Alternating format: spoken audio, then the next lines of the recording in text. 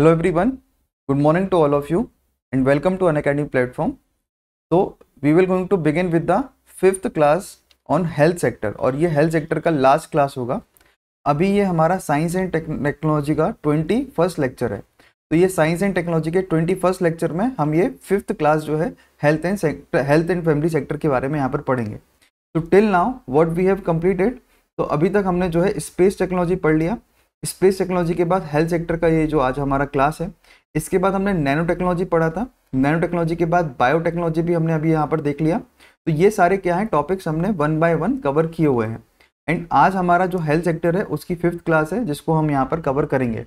Health sector की जो आज 5th क्लास है, जो कि आज लास्ट क्लास है, इसमें हमारे जो टॉपिक रहेंगे वो टॉपिक रहेंगे assistive reproductive technology. What is this assisted reproductive technology? And इसके बाद होता है ह्यूमन मोनोक्लोनल एंटीबायोटिक्स। तो ये एंटीबॉडीज क्या होती हैं ह्यूमन मोनोक्लोनल, उनके बारे में हम यहाँ पर जानेंगे। एंड ह्यूमन ग्रोथ हार्मोन्स क्या होते हैं, तो what are this human growth hormones, that also we have to see. एक होता है वर्ल्ड हेल्थ असेंबली, जो कि WHO के द्वारा बनाई गई एक हेल्थ असेंबली है, तो उसके बारे में भी हमें यहाँ पर जानना होगा। ठीक है, तो we will going to begin this class and before this I would like to introduce Unacademy platform. Unacademy is India's largest education platform providing education to lakhs of students, जहां पर आपको 100+ टॉप एजुकेटर्स देखने के लिए मिलते हैं। My name is Tarkeshwar Jain, I am teaching you PSIR current affair. Current affair के साथ मेरी जो है अनअकैडमी ऐप पर क्लासेस भी हैं, जिसमें मैं आपके एथिक्स की क्लास ले रहा हूँ। और एथिक्स की क्लास के साथ हमारा पॉलिटी सेक्शन जो है वो यहाँ पर काफ़ी ज़्यादा पोर्शन मैंने कवर कर दिया। तो एक बार मैंने पॉलिटी पूरा खत्म किया हुआ है और एक बार हमारा जो है वो पार्लियामेंट के जो सेक्शन रहते हैं, दैट इज सब topics that I am going to cover there. This is my achievement, this is my qualifications. और ये मेरा टेलीग्राम चैनल है जहाँ से आप PDF कलेक्ट कर सकते हैं। अनअकैडमी में रिपोर्ट एंड विन यानी कि इनअप्रोप्रिएट कंटेंट को लेकर अनअकैडमी काफ़ी सक्रिय है। और ये जो अनअकैडमी में इनअप्रोप्रिएट कंटेंट अगर आप पाते हैं तो आप इसको डायरेक्टली रिपोर्ट कर सकते हैं अनअकैडमी प्लेटफॉर्म पर। अनअकैडमी में 80+ टेस्ट सीरीज जो है आपके लिए यहाँ पर चलाई जाती है, जिसका कॉस्ट जो है वो 30,000 रुपीज़ है। मतलब आपके लिए 30 मेंस के टेस्ट मिलेंगे यहाँ पर और 50 प्रीलिम्स टेस्ट मिलेंगे। और ये जो टेस्ट है उसका जो ऑफर है वो 30 जून तक खत्म हो जाएगा और इसमें आपके लिए 4 जुलाई से टेस्ट जो है वो अपलोड होना शुरू हो जाएंगे। अनअकैडमी में आपके लिए प्लस एंड आइकॉनिक 2 प्लान है और उसी का जो प्लान है वो आपके लिए लगभग 35% ऑप्शनल में डिस्काउंट मिलता है। मतलब आपका GS प्लस ऑप्शनल जो है उसमें आपको 35% तक यहाँ पर डिस्काउंट यहाँ पर मिलता है। और ये जो है इसमें आपके लिए 1 साल का जो प्लान रहेगा, अगर आप अभी खरीदते हैं तो वो आपके नेक्स्ट ईयर प्रीलिम्स एग्जाम तक ही वैलिड रहेगा। और 2 ईयर प्लान खरीदते हैं तो वो नेक्स्ट ईयर जो प्रीलिम्स एग्जाम है तब तक ये वैलिड रहेगा। और इसमें आपको कोड अप्लाई करना रहेगा, वो है TJLIV। तो आप कोई भी कोर्स परचेज करते हैं अनअकैडमी प्लेटफॉर्म पर तो आप इसमें कोड अप्लाई कर सकते हैं। अनअकैडमी में महा सब्सक्रिप्शन प्लान भी चलता है और ये महा सब्सक्रिप्शन प्लान आपका यही है, इसमें आपको 1 year and above plan purchase करना पड़ेगा। अनअकैडमी में जो महा सब्सक्रिप्शन प्लान है वो आपके लिए यहाँ पर लोन की फैसिलिटीज भी मिलती हैं। लोन की फैसिलिटीज के साथ आपके लिए 20+ बुक्स भी यहाँ पर अनअकैडमी प्रोवाइड करता है। प्लस एंड आइकॉनिक 2 प्लान होते हैं।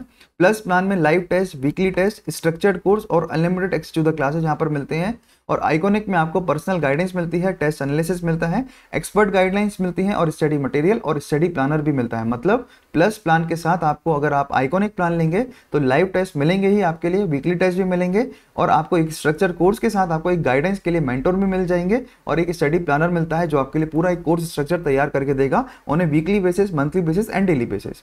अगर हम प्लस प्लान की बात करते हैं तो ये 1 ईयर का प्लान है, वो 44,550 रुपये में पड़ता है। और यही अगर हम आइकॉनिक की बात करेंगे तो आइकॉनिक प्लान आपको 67,000 रुपीज़ में पड़ेगा। 1 ईयर 2 ईयर NCERT बैचेस जो है अनअकैडमी के द्वारा चलाए जाते हैं एंड आपके लिए फ्री टेस्ट सीरीज भी अनअकैडमी उपलब्ध करवाता है। आपको 60 मिनट में 60 क्वेश्चंस अटेम्प्ट करने होंगे और यहाँ पर TJLIV कोड अप्लाई करना है। और हर संडे को आपको सुबह 11 बजे आपके ये टेस्ट होते हैं, तो ये टेस्ट आप यहाँ पर ले सकते हैं। नाउ हम यहाँ पर अभी जो है आज का टॉपिक वो शुरू करते हैं। ठीक है, तो ये टॉपिक क्या है आज का, वो है अपना असिस्टेड रिप्रोडक्टिव टेक्नोलॉजी। तो ये असिस्टेड रिप्रोडक्टिव टेक्नोलॉजी क्या होता है इसको हमें यहाँ पर जानना होगा। ठीक है, तो we will begin the class. किसी को कोई भी लास्ट क्लास से डाउट रहेंगे that they can directly message me on my Telegram channel, और वो टेलीग्राम चैनल से मैसेज करके या फिर मेरे लिए कमेंट सेक्शन में भी डाउट पूछ सकते हैं, क्योंकि ये हमारा 21st लेक्चर है और काफ़ी अच्छा रेस्पॉन्स आपके यहाँ पर मुझे मिला हुआ है। इससे पहले मैंने सोशल इशूज़ की भी क्लास ली थी, उन सोशल इशूज़ की क्लास में भी लगभग आपके 12 क्लासेस लिया हुआ हूँ और उन 12 क्लासेस में भी काफ़ी अच्छा आपका रिस्पॉन्स मिला था। तो इसीलिए मैं यहाँ पर साइंस एंड टेक्नोलॉजी के आपके पूरे टॉपिक यहाँ पर कवर कर रहे हैं। Now coming back to the topic, तो आज का जो टॉपिक है वो है असिस्टेड रिप्रोडक्टिव टेक्नोलॉजी बिल। ये बिल जो है वो कहां पर पास हुआ है, तो ये बिल जो है वो लोकसभा में पास हुआ है। अब असिस्टेड रिप्रोडक्टिव टेक्नोलॉजी होता क्या है, इसको हमें यहाँ पर जानना होगा। तो सबसे पहले हमें क्या देखना है कि असिस्टेड रिप्रोडक्टिव टेक्नोलॉजी में होता क्या है। तो देखिए, एक होता है सरोगेसी, है ना, आपने सुना होगा कि सरोगेसी होता है। एक होता है in vitro fertilisation, in vitro fertilisation, surrogacy. तो ये सब क्या है, तो ये सब ऑल्टरनेटिव मेथड्स हैं जब भी कोई इनफर्टाइल पेरेंट्स अपनी फर्टिलिटी को चेक करते हैं। मतलब क्या हुआ कि इनफर्टिलिटी जब होती है किसी भी माँ बाप में या फिर किसी भी पेरेंट्स में, और they are not able to conceive the baby, at that time what they will do, तो they will use the alternative methods. और ऑल्टरनेटिव मेथड्स क्या होते हैं, तो in vitro fertilisation is one of the alternative method, surrogacy is one of the alternative methods. तो यही जो alternative methods होते हैं उसी में आपके लिए असिस्टेड रिप्रोडक्टिव टेक्नोलॉजी का इस्तेमाल किया जाता है। और असिस्टेड रिप्रोडक्टिव टेक्नोलॉजी में क्या होता है, तो इट इंक्लूड ऑल, मतलब जितनी भी टेक्निक जिसमें हम असिस्टेंस प्रोवाइड करते हैं टू प्रोड्यूस द बेबी, तो यहां पर हम क्या है उसको बोलते हैं assisted reproductive technology. It includes what, तो it includes techniques to obtain pregnancy.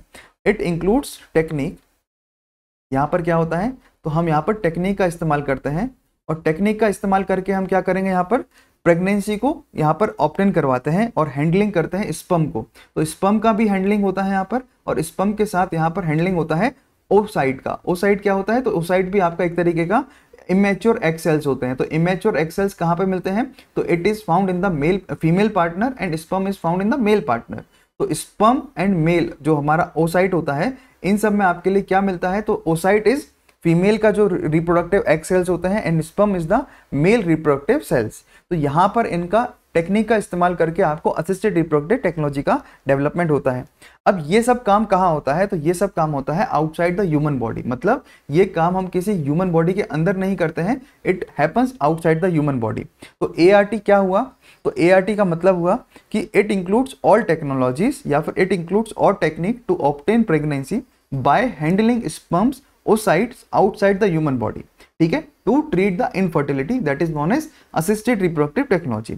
अब इसमें हम और क्या काम करते हैं, तो इसमें काम किया जाता है कि जो गैमेट होता है, गैमेट या फिर हम इसको एम्ब्रोयो भी बोलते हैं। एम्ब्रोयो क्या होता है कि जब भी एक स्पर्म और जब सेल्स जो एग सेल्स होते हैं वो साथ में आते हैं तो इट फॉर्म्स एन एम्ब्रोयो। एम्ब्रोयो जो कि एक महिला के अंदर बनता है।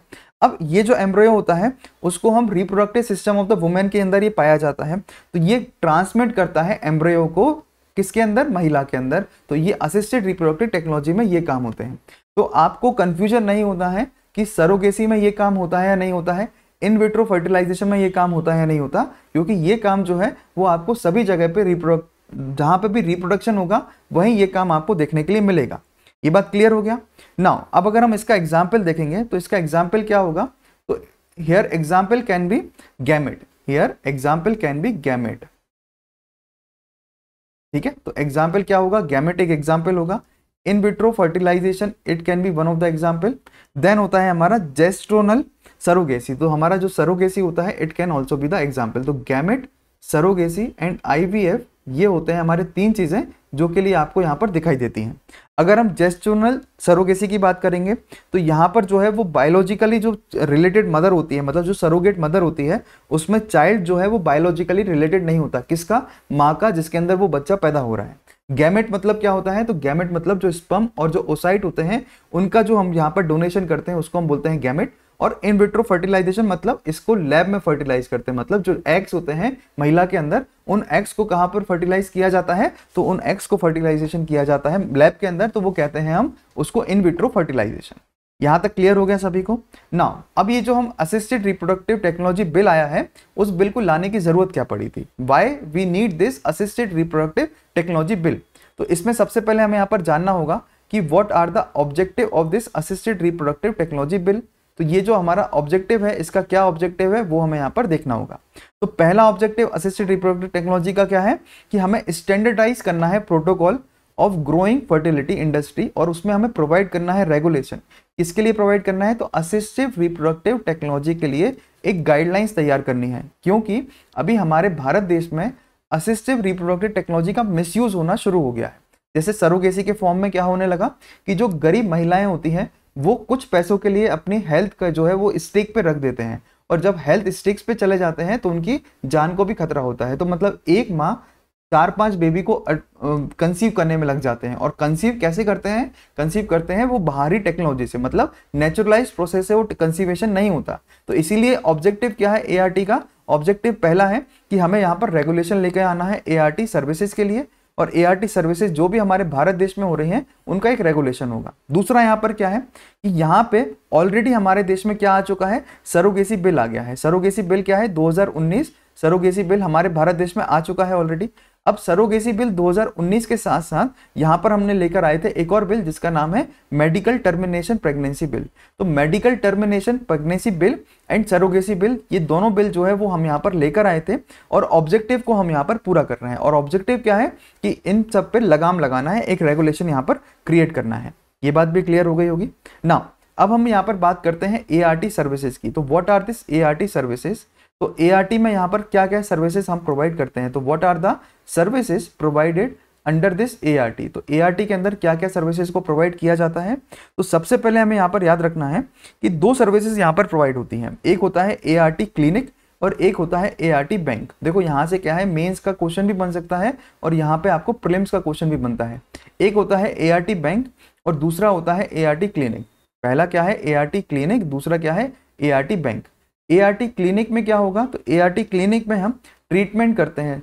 ट्रीटमेंट किसका करेंगे हम यहाँ पर? तो ट्रीटमेंट करेंगे हम टू कंसीव द चिल्ड्रन, है ना। और एआरटी बैंक में क्या करेंगे हम? तो एआरटी बैंक में हम यहाँ पर डोनर को, यहाँ पर जो भी उनका स्पर्म होगा या फिर एग्स होंगे उसको यहाँ पर इकट्ठा करके और उसका हम यहाँ पर एक बैंक बना देंगे। तो एआरटी सर्विसेज में 2 काम होते हैं, बैंक स्टोर करते हैं और सप्लाई करते हैं गैमेट। और एआरटी क्लिनिक में हम क्या करेंगे? तो यहाँ पर ट्रीटमेंट और प्रोसीजर का इस्तेमाल करते हैं। तो this is the we can say ART services जो कि यहाँ पर प्रोवाइड की जाती हैं। अब इसके बाद क्या आता है? तो यहाँ पर आता है कि क्या क्या रेगुलेशन जो है एआरटी क्लिनिक और बैंक को यहाँ पर पूरा करना पड़ेगा, क्योंकि सबसे ज्यादा मिसयूज कहाँ होगा? बैंक में होगा, है ना। जैसे ब्लड बैंक होते हैं तो कई बार हम देखते हैं कि ब्लड बैंक में कई सारे स्कैम्स होते हैं। तो इसी तरीके से एआरटी क्लिनिक है, तो एआरटी क्लिनिक में भी क्या है? कई सारे इश्यूज होते हैं। तो जितने भी एआरटी क्लिनिक होते हैं और जितने भी बैंक होते हैं उनको रजिस्टर्ड होना पड़ेगा। मतलब ये जो बैंक है और ये जो क्लिनिक है they must be registered. Registered कहाँ पे होना है? तो they have to be registered under the national registry of bank and clinics of India. So where they have to be registered, तो इनको रजिस्टर होना होगा national register of bank. National registry of bank के अंदर इनको यहाँ पर register होना पड़ेगा और national registry of bank and clinics जो भी होंगे इंडिया के, उनको ये रजिस्टर होकर यहाँ पर काम चलाएंगे। दूसरा यहाँ पर क्या आता है? दूसरा यहाँ पर आता है कि जो राइट ऑफ बॉर्न होंगे, मतलब एआरटी में जो बच्चे पैदा होंगे तो वो बच्चे क्या होंगे? वो नेचुरलाइज फादर और मदर के तो होंगे नहीं। तो eight that time what will be the procedure? मतलब क्या सरोगेट मदर क्लेम कर सकती है कि जो बच्चा पैदा हुआ है वो मेरा भी बच्चा है? तो इसके क्या कानून रहेंगे उस चीज को हमें यहाँ पर जानना है।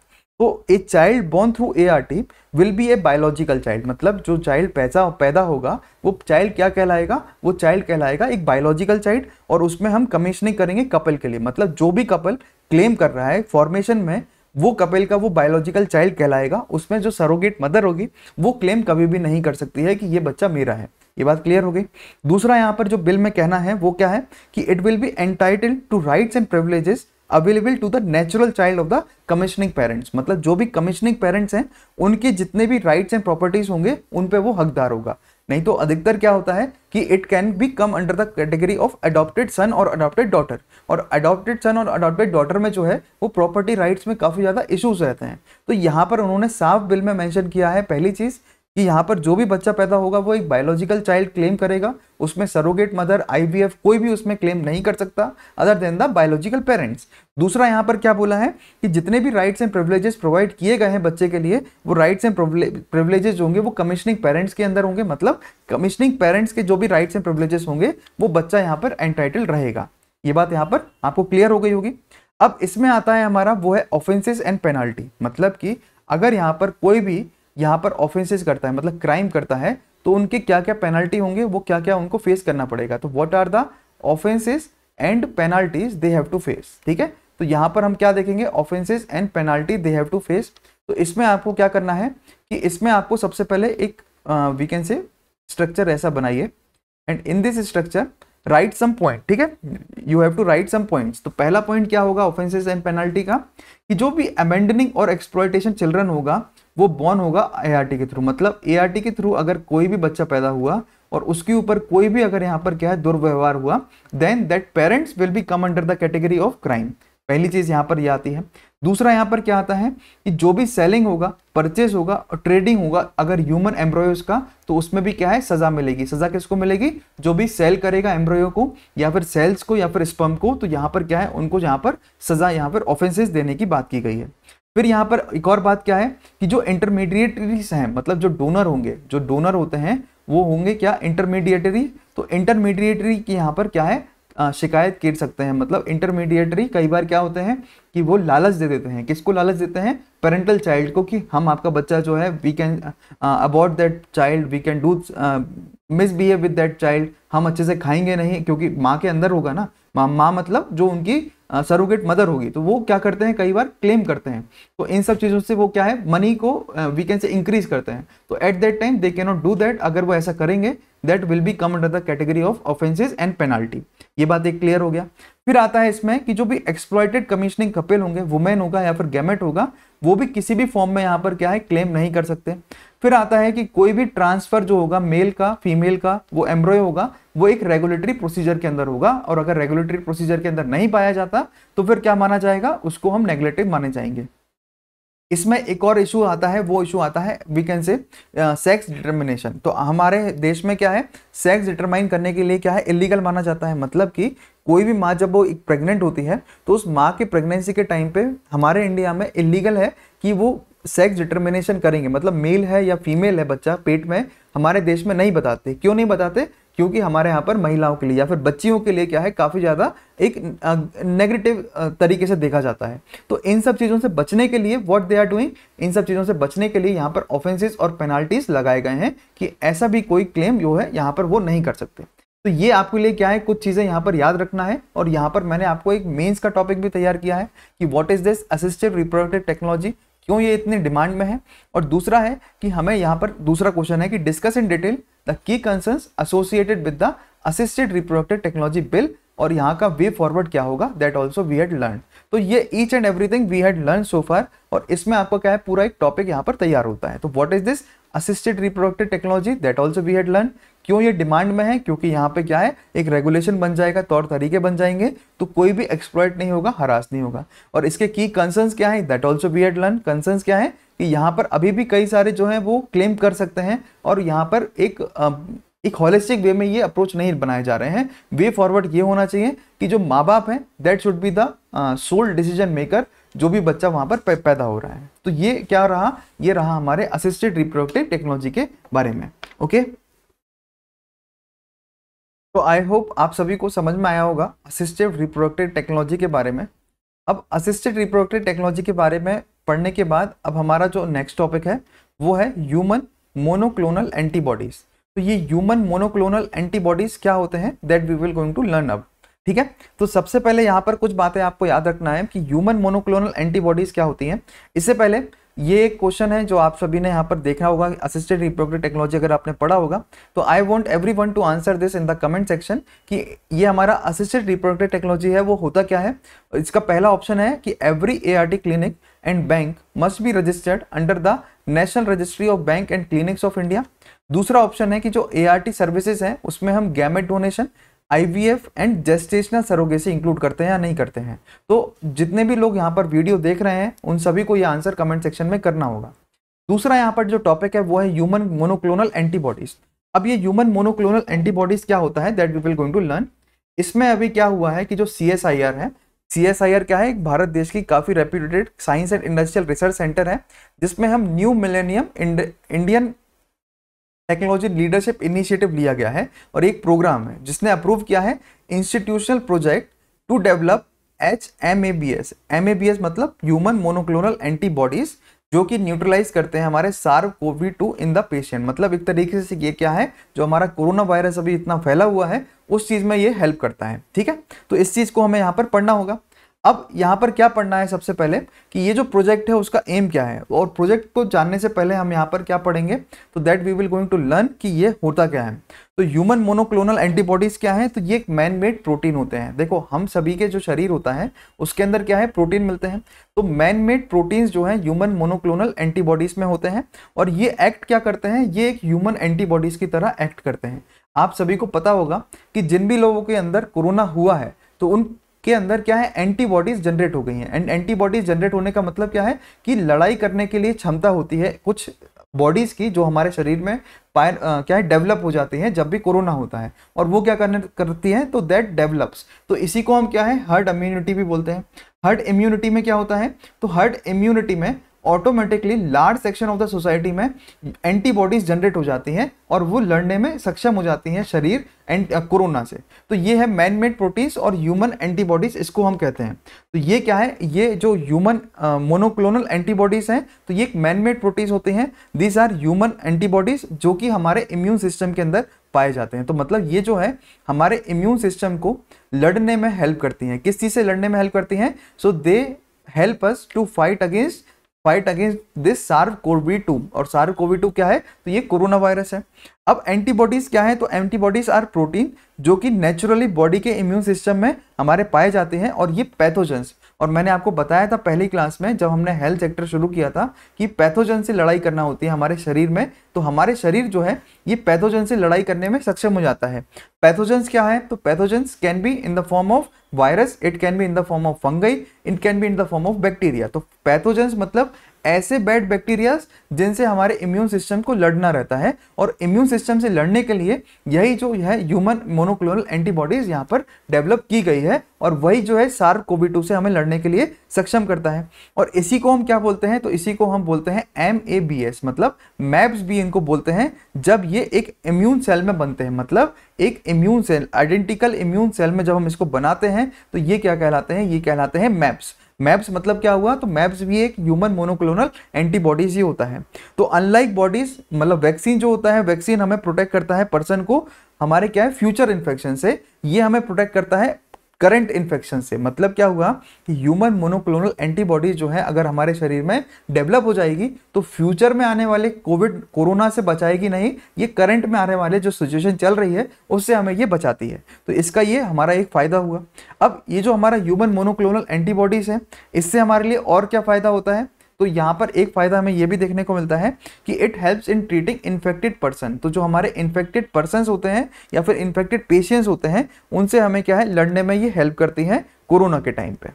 ठीक है, फिर ये प्रोवाइड करते हैं हमें क्या, ये प्रोवाइड करते हैं हमें पासिव इम्यूनाइजेशन। इम्यूनाइजेशन का मतलब क्या हुआ कि हमें ये एक मारक क्षमता डेवलप कर देते हैं हमारे शरीर में।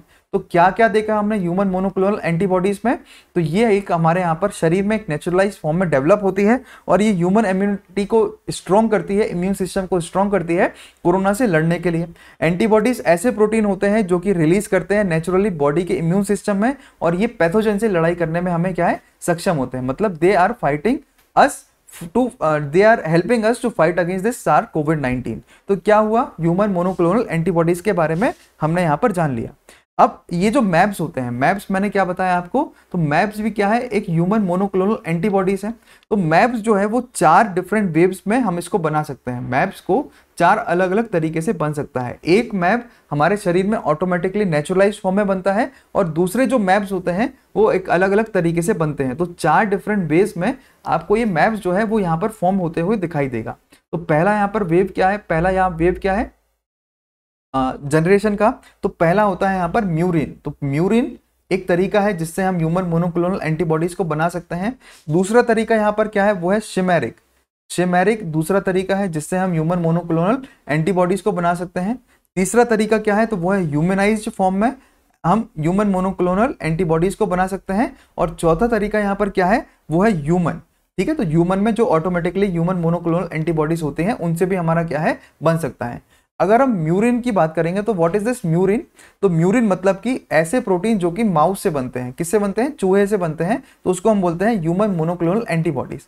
शिमेरिक्स क्या है, तो शिमेरिक्स ऐसे प्रोटीन जो कि माउस और ह्यूमन प्रोटीन दोनों से मिलाकर बनाते हैं, तो उसको हम बोलते हैं शिमेरिक्स। तीसरा होता है ह्यूमनाइज, तो ह्यूमनाइज्ड फॉर्म में मतलब कि totally made from the small part of human protein, मतलब जैसे कि म्यूरिन में क्या है कि चूहे से हम प्रोटीन को बना रहे हैं तो वो म्यूरिन कहलाता है। अगर हम इंसान के प्रोटीन को यहाँ पर लेंगे तो वो कहते हैं ह्यूमनाइज्ड मोनोक्लोनल एंटीबॉडीज।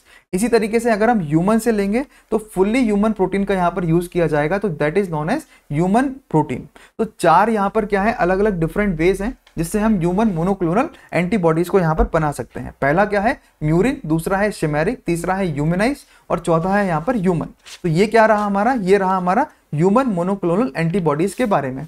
ओके, अब और अगर हमें यहाँ पर पढ़ना होगा तो ह्यूमन मोनोक्लोनल एंटीबॉडीज क्या है, तो they have the potential. Human monoclonal antibodies का पोटेंशियल क्या है, यहां तक आप सभी को समझ में आ गया होगा, है ना।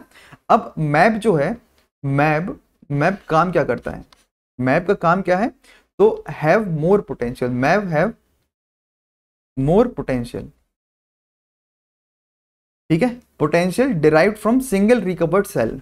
मैब have more potential derived from single recovered cell. तो जितने भी हमारे सिंगल रिकवर्ड सेल होते हैं उससे हमें मैप क्या करता है, मैप हमें डिराइव करता है सिंगल रिकवर्ड सेल से, और ये कहलाता है मैप। एंड इसमें क्या है, एक टारगेटेड रेस्पॉन्स होता है, मतलब ये क्या करेगा, ये एक टारगेट करेगा, मतलब जहां भी हमारा इम्यून सिस्टम में असर ज्यादा हो रहा है वीक होने की वजह से, वहां पर मैप जो है सबसे ज्यादा असर करेगा।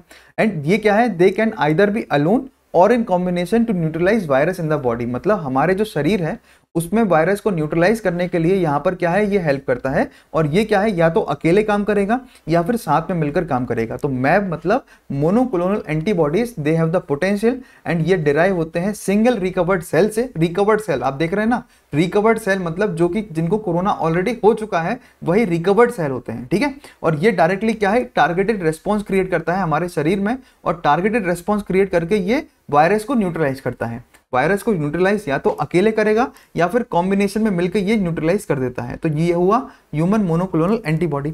अब अगर हम कोविड-19 की बात करेंगे तो during this covid situation what has happened, तो कोविड-19 सिचुएशन में ये जो हमारा मैप होता है, ये मैप करता है टारगेट स्पेसिफिक स्पाइक प्रोटीन। मतलब ये किसको टारगेट करता है, तो जो भी प्रोटीन जो कि स्पाइक प्रोटीन होते हैं, ठीक है। देखो वी ऑल नो कि जो कोरोना है वो क्या है, एक वायरस है, मतलब एक पैथोजन है।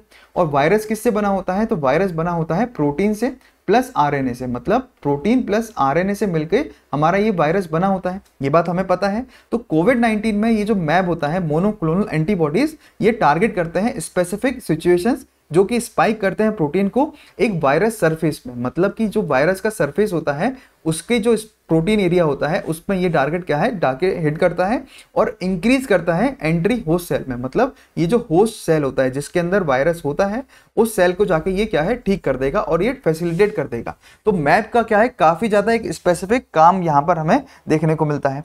अब आने वाले समय में क्या हो सकता है, तो देखो मैप क्या है, एक वी कैन से काफ़ी इजी वे है जो कि कोरोना से टैकल कर सकता है। तो इसीलिए मैब ने जो है वो रिप्लेस कर सकता है किसको, convalescent plasma therapy. As we all know, जो हमारे यहाँ पर Indian Council of Medical Research है जिसको हम क्या बोलते हैं, ICMR भी बोलते हैं। तो Indian Council of Medical research उन्होंने क्या है, प्लाज्मा थेरेपी अप्रूव किया था। आप सभी ने देखा होगा जिनके अंदर भी कोरोना हुआ था उनके अंदर एक क्या है, अपना एंटीबॉडीज डेवलप हुए थे। और उनका जो ब्लड होता है, ब्लड के अंदर हमने क्या पढ़ा था, एक अपने हेल्थ सेक्टर की क्लास हुई थी उसमें मैंने आपको बताया था कि ब्लड कंटेन्स ऑफ व्हाट, तो ब्लड में WBC, RBC और प्लाज्मा भी होता है। तो ये जो प्लाज्मा है, ये प्लाज्मा की जगह पे या फिर हम बोलते हैं कोवेलेसेंट प्लाज्मा थेरेपी की जगह पे हम ये मोनोक्लोनल एंटीबॉडी थेरेपी को भी यहाँ पर यूज कर सकते हैं। तो इट कैन रिप्लेस इट, और यहाँ पर कोवेलेसेंट प्लाज्मा थेरेपी का यहाँ पर रिप्लेस हो सकता है। इसके बाद यहाँ पर और क्या हेल्प होगा, तो it is useful for antigen detection test. तो हमारे यहाँ पर RT-PCR टेस्ट होता है हमारे देश में, तो RT-PCR टेस्ट की जगह पे इस टेस्ट के थ्रू भी हम क्या है, पता लगा सकते हैं कि शरीर के अंदर क्या है, कोरोना है या नहीं है। तो ये सब क्या हुए, ये सब बेनिफिट्स हुए मोनोक्लोनल एंटीबॉडीज के, ठीक है। तो it is useful for the antigen detection test and serological assay targeting. तो ये हुआ हमारा क्या, कोरोना के बारे में। अब इसी में आता है एक दवाई, ठीक है। तो जिस दवाई का आपको यहाँ पर नाम याद रखना है कि आइटोलिजुमाब, ठीक है। क्या नाम है इसका, आइटोलिजुमाब। आइटोलिजुमाब ये एक टैबलेट है। ये टैबलेट किसने बनाया है, तो ये टैबलेट बनाई गई है बायोकॉन के द्वारा। बायोकॉन क्या है? तो बायोकॉन एक कंपनी है जिसने आइटोलिजुमाब एक टैबलेट बनाया है, और आइटोलिजुमाब जो है वो क्या है? ये एक मोनोक्लोनल एंटीबॉडी है। ये क्या है? ये एक मोनोक्लोनल एंटीबॉडी है। इसमें हम क्या करते हैं? तो we got approval for several chronic plaque psoriasis, मतलब एक क्रोनिक प्लेग जो सोरियासिस होता है, मतलब एक तरीका का वीकेंड से कोरोना ही होता है, तो उसमें ये दवाई को यूज करने के लिए हमें अप्रूवल मिल गया है। इसके अलावा एक तो हो गया इटोलिजुमाब, ठीक है, और फिर आता है हमारा वो क्या है? रेमडेसिविर। आप सभी ने ये काफी नाम सुना होगा, न्यूज में, बहुत न्यूज में था ये। तो एक रेमडेसिविर जो है वो भी एक न्यूज में था। फिर इसके बाद आता है वो है हमारा इम्यूनोसप्रेसेंट टोकेलिजुमाब। तो ये क्या है? इम्यूनोसप्रेसेंट टोकेलिजुमाब, ये भी एक तरीका है जो कि हम कोरोना में लड़ने के लिए काम करते हैं। फिर आते हैं कई तरीके के स्टेरॉइड में जैसे अगर हम नाम पढ़ेंगे वो है डेक्सामेथासोन। तो डेक्सामेथासोन भी क्या है? हमारे यहाँ पर कोरोना में लड़ाई करने के लिए हेल्प करता है। तो डेक्सामेथासोन भी ये है काफी ज्यादा यूजफुल रहता है। फिर एक एंटी मलेरियल ड्रग, और एंटी मलेरियल ड्रग क्या है? उसका नाम है हमारा हाइड्रोक्सी क्लोरोक्विनिन। और क्लोरोक्विनिन जहां पे वर्ड आता है वहां पर आप समझ लीजिएगा कि वो मलेरिया, मतलब मच्छर की जो बीमारियां होती हैं, वी कैन से पैरासाइट से जो बीमारियां होती हैं, उससे लड़ने के लिए हाइड्रोक्सी क्लोरोक्विनिन होता है। और यहीं पर हम जो है कोरोना में भी उसका इस्तेमाल कर रहे हैं। तो मेजर मेडिसिन का आपको नाम याद होना चाहिए, क्योंकि आपके लिए ये यूपीएससी पॉइंट ऑफ व्यू से काफी ज्यादा क्या है? इंपॉर्टेंट रोल प्ले करता है। तो ये क्या रहा हमारा? ये रहा हमारा एक ह्यूमन मोनोक्लोनल एंटीबॉडीज के बारे में एक पूरा टॉपिक। सभी को क्लियर हो गया होगा, ठीक है। तो ये क्या है? CSIR ने बनाया है, और प्रोग्राम जिसको अप्रूव किया था मल्टी इंस्टीट्यूशनल प्रोजेक्ट ने डेवलप करा है ह्यूमन मोनोक्लोनल एंटीबॉडी, जो कि न्यूट्रलाइज करता है SARS-CoV-2 इन पेशेंट। और इसका एम क्या है? एम है यहाँ पर कि कोवेलेसेंट प्लाज्मा थेरेपी को यहाँ पर रिप्लेस करना, और हाई एफिनिटी करना, और न्यूट्रलाइज करना एंटीबॉडीज के लिए। और यहाँ पर एक future adaptation of the virus, उसको हम यहाँ पर करेंगे, जनरेट करेंगे यहाँ पर क्लोन्स, जिससे कि हमारा जो वायरस होता है हमारे शरीर में, कोरोना जो वायरस होगा, उसको हम यहाँ पर न्यूट्रलाइज कर देंगे। अब मोनोक्लोनल एंटीबॉडीज का हमने और क्या देखा? तो ये एक ह्यूमन एंटीबॉडीज हैं जो कि इम्यून सिस्टम के अंदर होता है, और ये एक मैन मेड प्रोटीन है। ये क्या है? ये एक मैन मेड प्रोटीन है।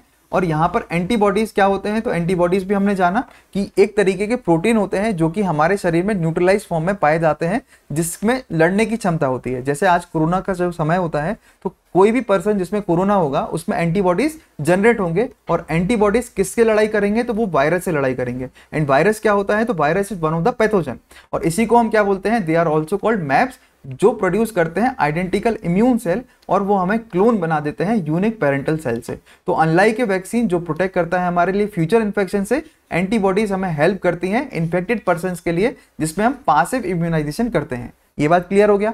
फिर 4 डिफरेंट वेज भी हमने पढ़ लिए मोनोक्लोनल एंटीबॉडीज के। वो क्या है? पहला वे है वो है म्यूरिन, फिर है शिमेरिक, ह्यूमनाइज्ड और ह्यूमन फॉर्म। म्यूरिन मतलब हुआ जो कि हम माउस से बनाते हैं, तो mouse protein is known as murine. फिर आता है शिमेरिक, जो कि माउस एंड ह्यूमन पार्ट से बना होता है। तो देखिए इसमें ये बोला गया है कि एंड में जब हम बात कर रहे हैं, अगर ओमैप से वो खत्म होता है तो वो माउस से बना हुआ प्रोटीन होगा, ठीक है। तो ये क्या होगा? ये एक माउस से बना हुआ प्रोटीन कहलाएगा, ठीक है। फिर अगर हम यहाँ पर जैसे कि उमाब, जैसे आपने पढ़ा होगा टोकेलिजुमाब, तो ये क्या है? ये एंड में खत्म हो रहा है OMAB से। अब शिमेरिक क्या है? तो जिसमें जिमाब से वो खत्म होना चाहिए, ठीक है, जिसका एंड में जो शब्द आ रहा है उसमें इसमें खत्म होना चाहिए। अब ह्यूमनाइज्ड फॉर्म में तो जो हमारा इटोलिजुमाब है ना, तो वो क्या है? इटोलिजुमाब है, मतलब वो ह्यूमनाइज्ड है, मतलब उसमें से हमने स्मॉल पार्ट लिया है माउस के प्रोटीन का, और उसमें से हमने जोड़ दिया है उसको क्या? ह्यूमन प्रोटीन से, और उसमें हम बना देते हैं। तो इसका एग्जाम्पल क्या है? इटोलिजुमाब, इटोलिजुमाब। तो इसमें इटोलिजुमाब में क्या है? दिस जुमाब मतलब क्या हुआ कि ह्यूमनाइज, मतलब उसमें हमने स्मॉल पार्ट लिया है माउस के प्रोटीन का, और उसमें हमने पार्ट लिया है आधा ह्यूमन प्रोटीन का। अब ये जो हमारा मोनोक्लोनल एंटीबॉडीज हैं उनमें पोटेंशियल्स भी होती है। They are derived from a single recovered cell, और उसका टारगेटेड रेस्पॉन्स होता है, मतलब they can be use alone, या फिर उनको कॉम्बिनेशन के साथ भी हम इस्तेमाल कर सकते हैं थेरेपी में, जिससे कि जो वायरस है बॉडी में वो न्यूट्रलाइज हो जाए। और कोविड-19 के केस में जो मैब है वो टारगेट करता है हमारे प्रोटीन को, जैसे मैंने आपको बताया था ना, virus contains of protein and RNA, और वो प्रोटीन के वायरस सरफेस पे वो अफेक्ट करता है, जिससे हमारे जो होस्ट सेल है उसके फैसिलिटेट कर देता है। ये बात सभी को क्लियर हो गई होगी। अब अपार्ट फ्रॉम थ्योरेपेटिक्स, अगर हम थ्योरेपेटिक्स के अलावा बात करेंगे, तो ये जो हमारा मैप्स होते हैं, it can be useful for antigen detection test. तो हमारे शरीर में जो एंटीजन डिटेक्शन टेस्ट होते हैं उनमें भी वो यूज करते हैं। सीरोलॉजिकल अस्से टारगेटिंग में भी यूज किया जाता है, और ये एक नेचुरलाइज एक्सटेंशन है। किसका एक्सटेंशन है? प्लाज्मा थेरेपी का। और प्लाज्मा थेरेपी मैंने आपको बताया था कि आईसीएमआर ने पहले इसको अप्रूव किया था, now they have not approved yet, कि मतलब अभी हमें प्लाज्मा थेरेपी यूज करने की जरूरत नहीं है। एंड नॉर्मली जो साइंटिस्ट है वो मोनोक्लोनल एंटीबॉडीज को डेवलप करते हैं माउस सेल से कल्चर में, और फिर ह्यूमनाइज करते हैं उनको ह्यूमनाइज हाइब्रिड थेरेपी से सेल कल्चर में। तो ये हमने क्या पढ़ा?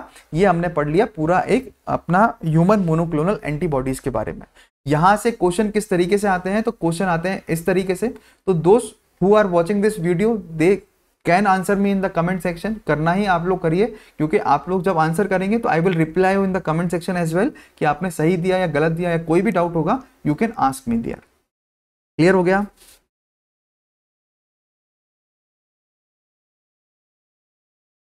क्लियर है?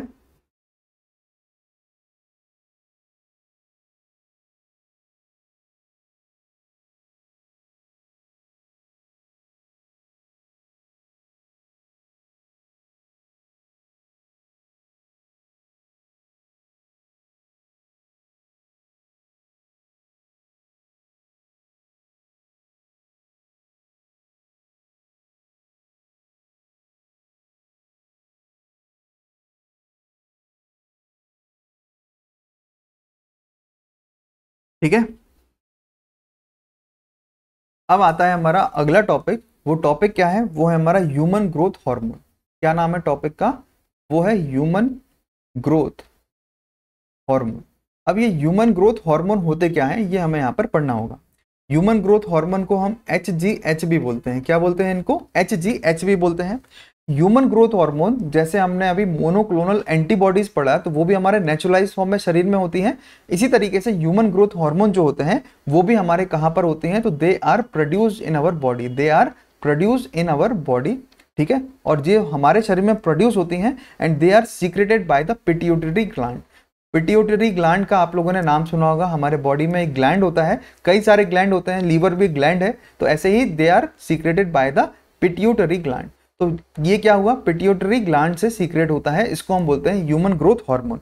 ठीक है, और ये कहाँ पे पाया जाता है पिट्यूटरी ग्लैंड? तो ये पिट्यूटरी ग्लैंड हमारे ब्रेन में पाया जाता है। कहाँ पर? ब्रेन के कोने में ये पाया जाता है। तो ये बात भी आपको याद रखना होगा कि ब्रेन के कोने में जो पाया जाने वाला हिस्सा होता है वो होता है पिट्यूटरी ग्लैंड, और वही हमारे यहाँ पर क्या है? हॉर्मोन्स को जनरेट करता है। तो आपने सभी ने सुना होगा ना कि कई बच्चे होते हैं जो कि एक्सेसिव हेल्दी होते हैं, एक्सेसिव बिल्कुल थिन होते हैं, या फिर उनके अंदर पिंपल्स डेवलप हो जाते हैं, या फिर उनका मूड स्विंग होता है। तो ये सब क्यों होता है? ये भी एक सर्टेन एज से जब वो ट्रांसफॉर्म होते हैं, मतलब एक टीनेज एज से वो बड़े होने लगते हैं, तो उसमें क्या है? हार्मोनल चेंजेस आने लगते हैं। हार्मोनल चेंजेस के कारण irregularity in the menstruation period भी होता है। तो ह्यूमन ग्रोथ हार्मोन्स में क्या है?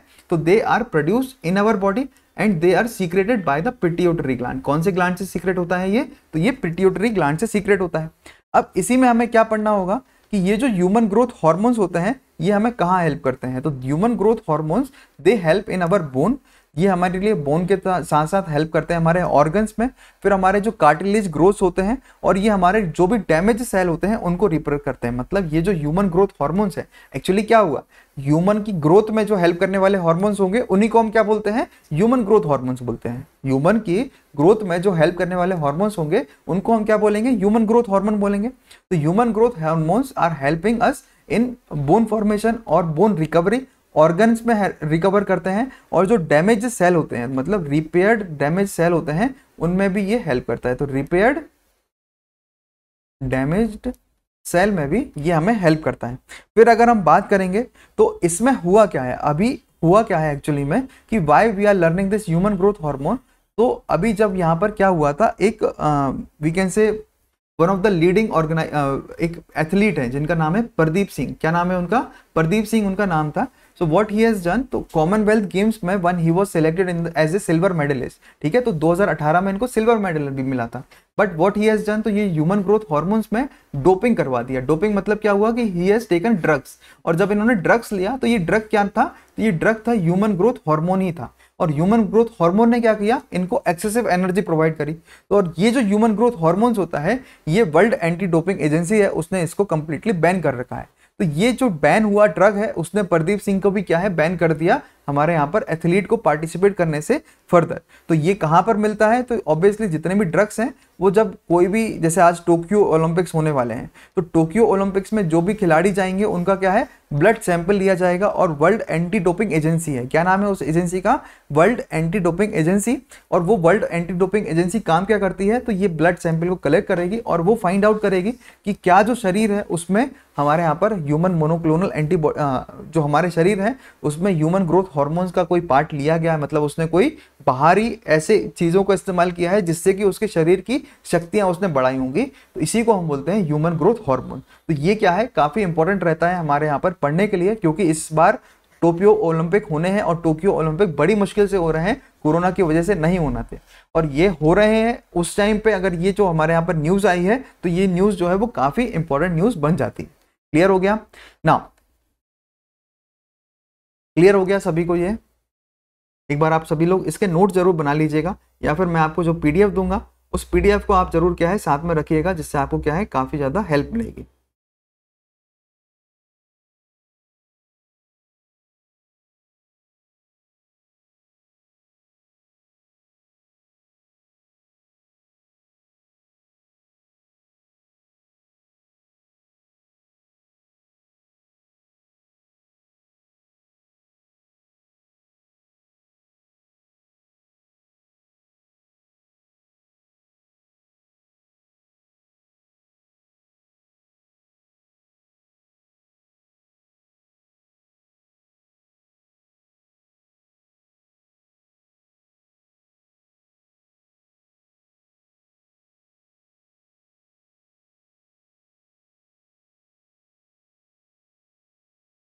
ठीक है ना, अब हम यहाँ पर आगे पढ़ेंगे, तो आगे है वो है हमारा नैनो पार्टिकल्स के बारे में, जो अब हम यहाँ पर अगला टॉपिक कवर करेंगे। That topic is for the nano particles.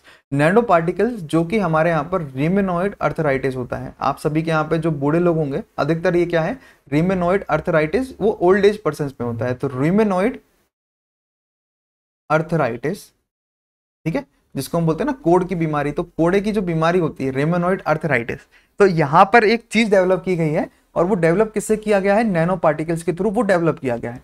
Nano particles क्या होते हैं, तो ऐसे पार्टिकल्स जो कि micro in we can say micro in measurement होते हैं, माइक्रो या नैनो इन सेंटीमीटर होते हैं। नैनो मतलब होता है 10⁻⁹, तो इतने माइन्यूट से माइन्यूट पार्टिकल से क्या है हम चीज़ों को बनाते हैं। जैसे कि आज हम लैपटॉप इस्तेमाल करते हैं, कंप्यूटर इस्तेमाल करते हैं, तो उसमें क्या है नैनो पार्टिकल्स का काफ़ी ज़्यादा रोल रहता है। मोबाइल में क्या है काफ़ी ज़्यादा नैनो पार्टिकल्स का रोल रहता है।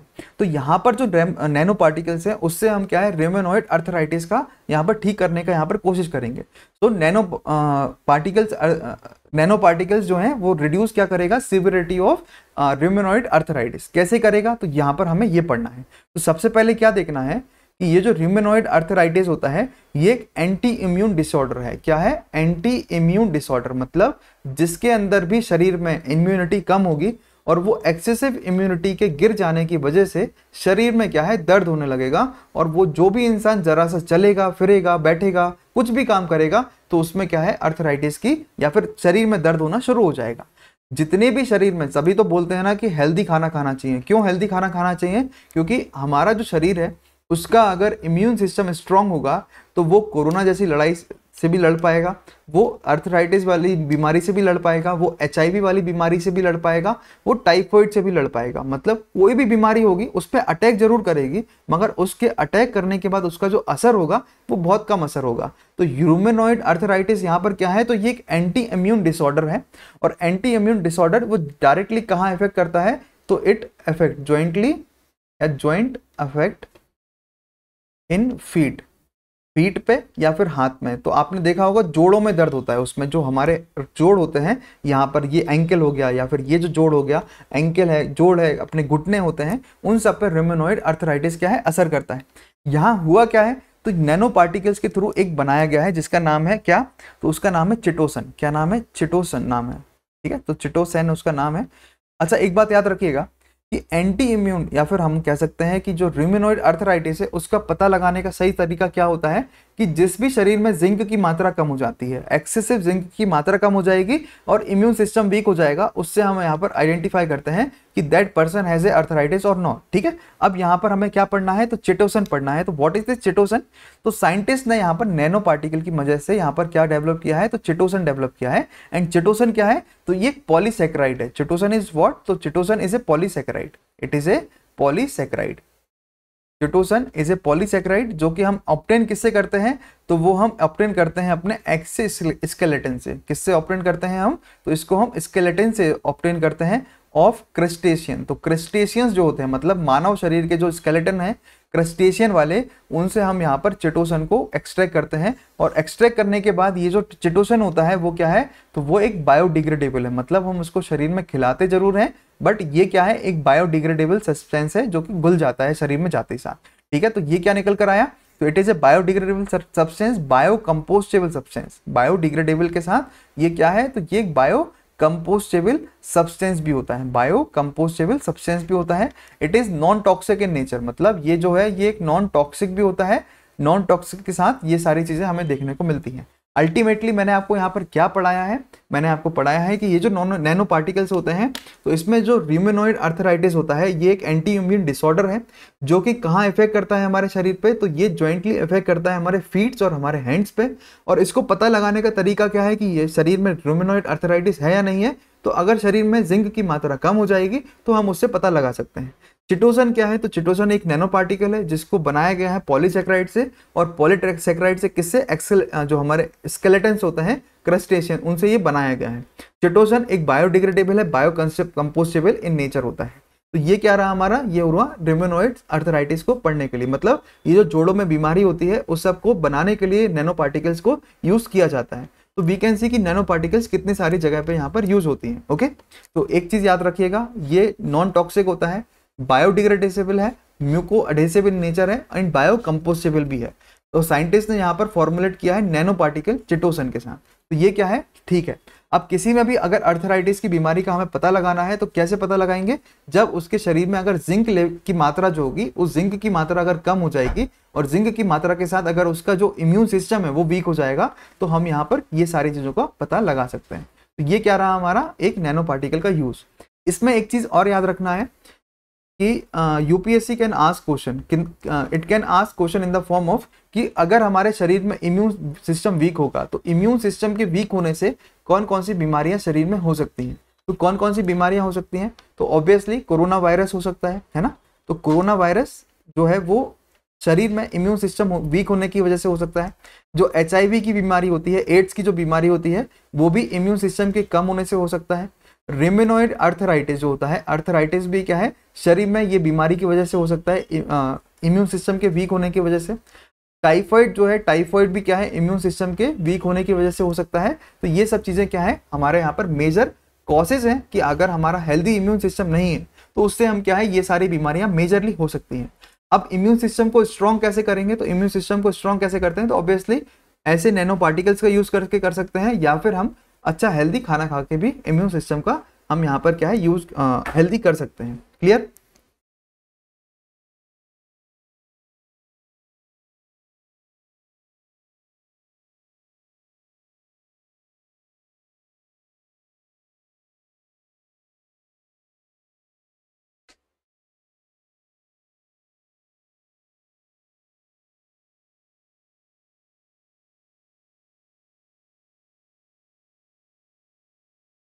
ठीक है ना।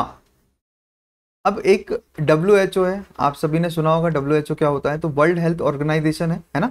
तो WHO ने यहाँ पर एक वर्ल्ड हेल्थ असेंबली बनाई हुई है, और वर्ल्ड हेल्थ असेंबली ने यहाँ पर क्या किया, so they want to pass a resolution. और रेसोल्यूशन में क्या चाहते हैं वो, तो दे वांट टू एस्टेब्लिश कि कहाँ से ये जो कोरोना वायरस है वो एस्टेब्लिश हुआ है, तो from where this origin of the corona virus has taken place. तो इसीलिए वर्ल्ड हेल्थ असेंबली ने क्या है, एक ऑर्गेनाइजेशन बनाई है, और वर्ल्ड हेल्थ असेंबली ने यहाँ पर क्या बोला कि इम्पार्शियल, इंडिपेंडेंट और कॉम्प्रहेंसिव एवोल्यूशन वो करना चाहते हैं कि क्या ये चाइना से ही बना है, चाइना का जो वुहान लैब है वहां से बना हुआ है, या फिर ये बैट से आया हुआ है, जो चमगादड़ जिसको हम बोलते हैं। तो ये सारी चीजों को क्या है हमें पढ़ना होगा, और इसीलिए क्या है वर्ल्ड हेल्थ असेंबली ने यहाँ पर एक गठित किया है वर्ल्ड हेल्थ ऑर्गेनाइजेशन के द्वारा।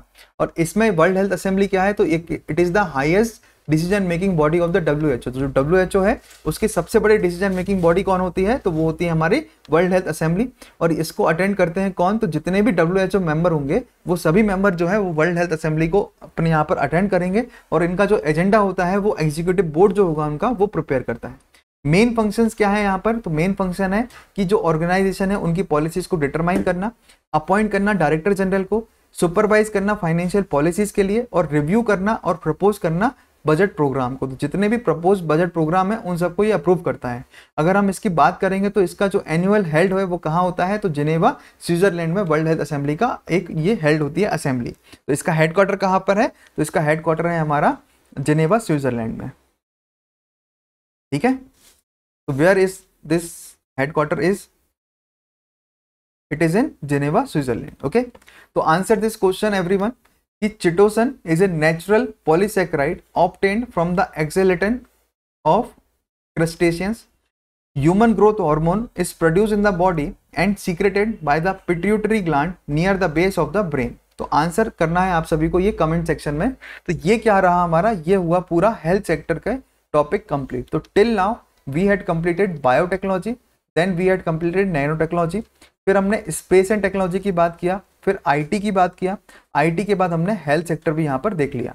Now we will move on to the defence sector. तो यहाँ पर जो है हम यहाँ पर बात करेंगे वो होगा डिफेंस सेक्टर के बारे में। डिफेंस सेक्टर क्या होता है, डिफेंस सेक्टर के बाद एक और चीज होता है जिसको हम बोलते हैं alternative energies.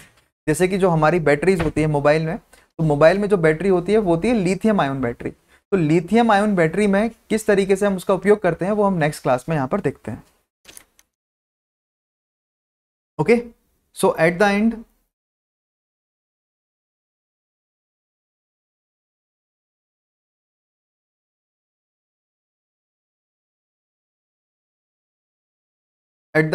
TJLIB is my code, you can avail 10% discount here।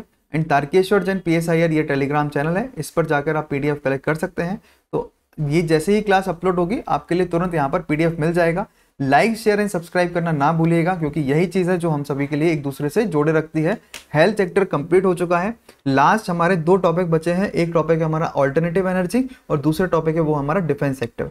ये दोनों टॉपिक को हम यहाँ पर आज कवर करेंगे और आपके लिए ये सभी के PDF यहाँ पर इस चैनल पर मिल जाएंगे। So thank you so much.